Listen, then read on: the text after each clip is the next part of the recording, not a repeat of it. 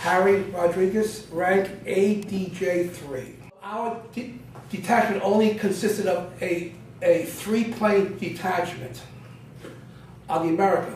Our berthing was people all from my squadron, so it's really no one that, all these people here I knew. And then in the berthing, it had this very, very thin mattress, and then there was a locker here, right? And then for the storage, in fact, was you actually pull this up here, and the storage was there, and then you brought it down, then you locked it. Oh, food was fantastic, especially when we were out on sea. It was probably open for 22 hours a night. The first 5 months, I became very likable guy. Everybody liked me. My nickname was Rod. People just liked me. I mean, I'm a likable guy anyway. But anyway, so anyway, my officer in charge of this detachment asked me to take a cat shot, meaning that in my plane you could actually take off from the carrier and then come back.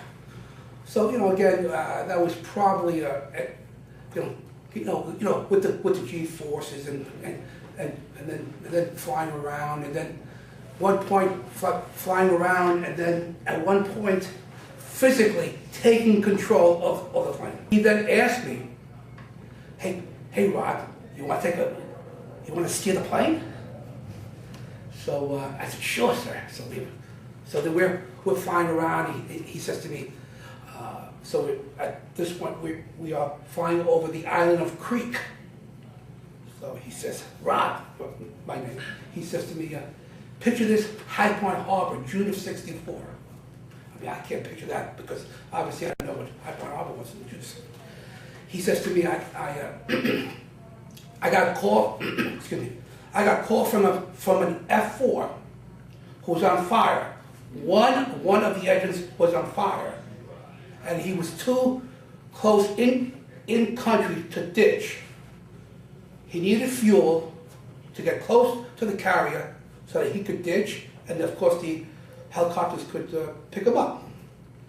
He says to me, "Would you take him on?" Meaning that, would you give him fuel so that you could, he can come back. I can't say the words that he told me at this point, but to make a long story short, yes, he took him on, and B, that pilot and him became lifelong friends. And and then so that was one of my highlights on